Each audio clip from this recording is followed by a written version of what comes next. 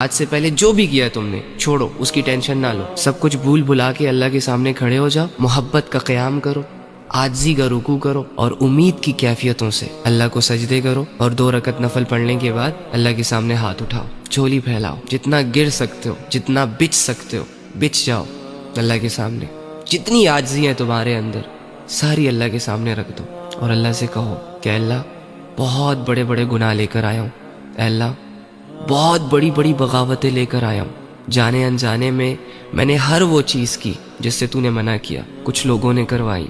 کچھ اپنی مرضی سے کی، اے اللہ یہ چھپن چھپائی کی زندگی مجھ سے مزید نہیں جی جا رہی، میں اب تیرے سے جڑنا چاہتا ہوں، میں آیا ہوں اپنا جرم قبول کرنے، اپنے گناہوں کو معاف کروانے، کیونکہ ایک آیت میرے کانوں تک پہنچی ہے، اور میں اگر تم سے ایک پرسنل بات شیئر کروں اپنی، جب زندگی تنگ ہو چکی تھی مجھ پر، جب لوگ نہیں سمجھ رہے تھے مجھے، جب مجھے میرے گناہ اور میرے گندے اعمال ڈرا رہے تھے، تو قرآن کی اس آیت نے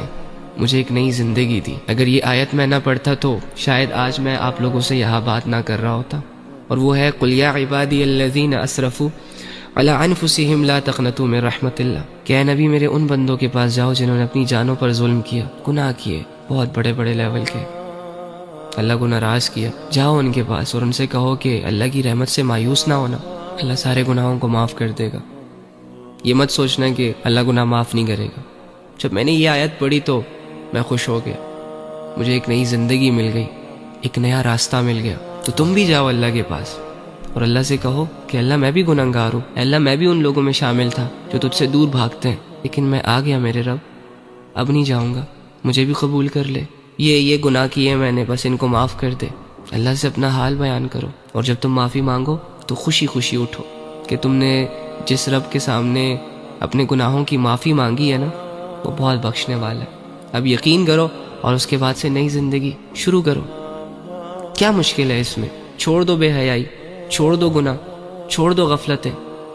کتنی دفعہ کی ہیں تم نے یہ ساری چیزیں، کیا فائدہ ملا؟ کچھ بھی نہیں، آگے بھی نہیں ملنے والا۔ بس پھر اپنی زندگی عبادتوں کے ساتھ جوڑ لینا، علم کے ساتھ جوڑنا، اچھے لوگوں کے ساتھ اٹھنا بیٹھنا، سب ٹھیک ہو جائے گا۔ اور جو بھی حالت اللہ رب العزت کی طرف سے تم پر آئے اس پر صبر کرنا، اس پر راضی رہنا، اور اللہ سے کہنا کہ اللہ حالت تو بڑی مشکل ہے، لیکن اگر اس مشکل حال میں تیری رضا مجھے مل رہی ہے تو اٹس اوکے، ٹھیک ہے۔ ہاں، دنیا کی پرواہ نہ کرو، اپنے آپ کو اللہ سے جوڑو گے تو ایک مضبوط انسان بن کر لوگوں کے سامنے آ پاؤ گے۔ اگر اللہ سے دور بھاگتے رہے تو باوجود اس کے کہ دنیا میں تمہارے نام کے چرچے ہوگے، لیکن تم اپنے آپ کو کبھی بھی مطمئن نہیں کر سکو گے، ٹھیک ہے۔ تو بس توبہ کریں گناہوں سے، رک جائیں بے حیائیوں سے، منہ